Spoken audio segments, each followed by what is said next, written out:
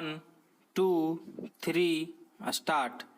महोदय, यह भी विचार किया गया है कि जो व्यक्ति समाज में काम करता है, चाहे आविष्कार का काम करे चाहे दूसरा कोई काम करे, उसको उस काम में तब तक सफलता नहीं मिल सकती है जब तक कि समाज का सहयोग या समाज ने जो परिश्रम किया है या कुछ आविष्कार किया है उसका उपयोग उसको प्राप्त न हो, उसका उपयोग वह न कर सके।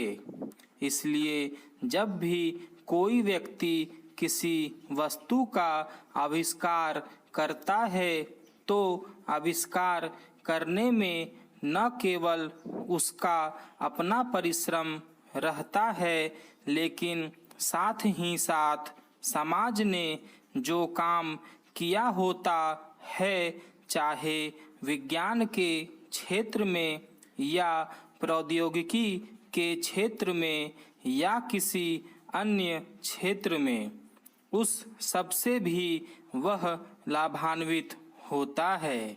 इसलिए जब हम किसी आविष्कारक के किसी आविष्कार के अधिकार की रक्षा करना चाहते हैं तो उसके साथ साथ यह भी विचार हमारे दिमाग में आता है, जिस व्यक्ति ने समाज की सहायता से आविष्कार किया है उस समाज को भी उसका फल अधिक से अधिक मिलना चाहिए। माननीय मंत्री जी ने भी कहा है कि पेटेंट लॉ इस सिद्धांत पर आधारित होना चाहिए। मैं समझता हूँ कि पेटेंट लॉ के पीछे दो सिद्धांत निश्चित हैं। पहला सिद्धांत तो यह है कि जो व्यक्ति परिश्रम करके धन लगाकर अपना दिमाग लगाकर के किसी वस्तु का आविष्कार करता है, उसके तथा अपने परिवार के लोगों के अधिकारों की जहां रक्षा होनी चाहिए, उसके साथ ही साथ जैसा मैंने अभी कहा है, कोई व्यक्ति समाज में व्यर्थ में काम नहीं करता है, वरन पिछले समाज के लोगों ने जो काम किए होते हैं, चाहे विज्ञान के क्षेत्र में या प्रौद्योगिकी के क्षेत्र में या किसी अन्य क्षेत्र में, और जिनके आधार पर वह कोई आविष्कार करता है, उसको उसका प्रतिफल तो मिले, लेकिन जो परिणाम हो उसका प्रतिफल समाज को भी मिलना चाहिए। मंत्री महोदय ने कहा है कि जो यह सिद्धांत है वह भी इस विधेयक के पीछे स्थापित किया गया है और इस बात का ध्यान रखा गया है कि जहां हम किसी व्यक्ति के आविष्कार के जो अधिकार हैं, चाहे धन के उपार्जन का अधिकार हो या प्रतिष्ठा प्राप्त करने का अधिकार हो, उसे प्रतिष्ठा का और चाहे धन का, दोनों का लाभ व्यक्ति विशेष को भी मिले।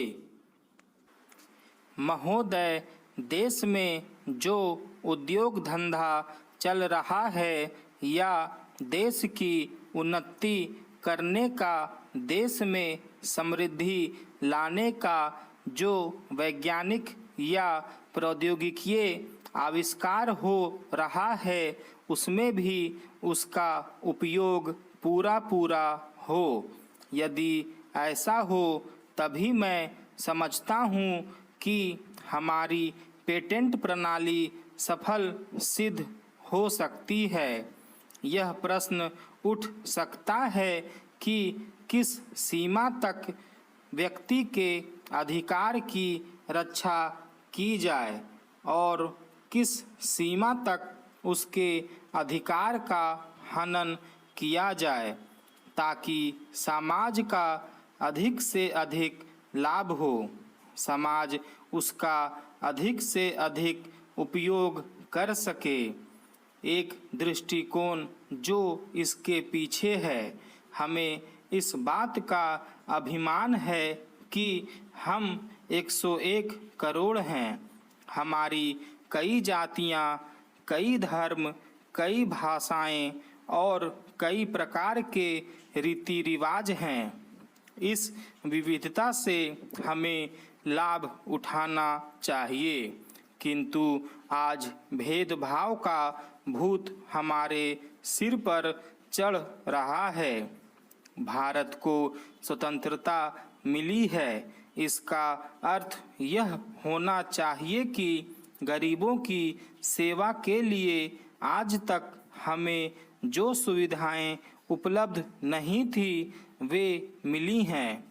जिस प्रकार भरत ने अयोध्या के राज्य को राम का समझकर सेवक वृत्ति से राज्य का काम संभाला था, उसी प्रकार हमें समझना चाहिए कि राज्य गरीब जनता का है और उसके नाम पर उसके संरक्षक बनकर हम सबको चलाना है।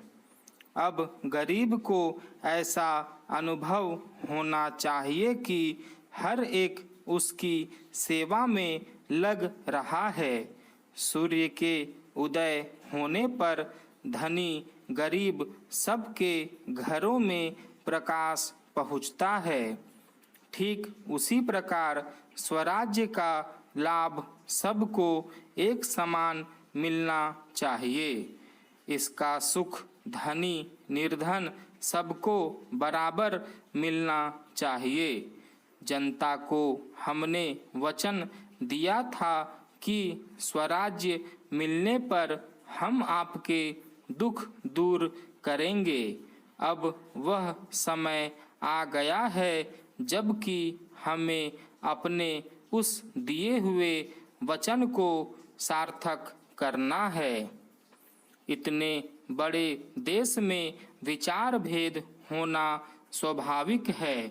देखना यह है कि हम लोगों के विचारों में कुछ समान अंश भी है या नहीं। यदि है तो समान कार्यक्रम बनाइए। इस प्रकार कार्य करने से हमारे भेदभाव कम होते होते एक दिन मिट जाएंगे और अच्छी बातों का अपने आप उदय होने लगेगा। अगर उसी प्रकार भेद स्थापित करने का प्रयत्न किया गया तो लोग सत्ता के पीछे पड़ जाएंगे और स्वराज्य प्राप्त होने का आनंद हम लोगों को नहीं मिल सकेगा। स्टॉप।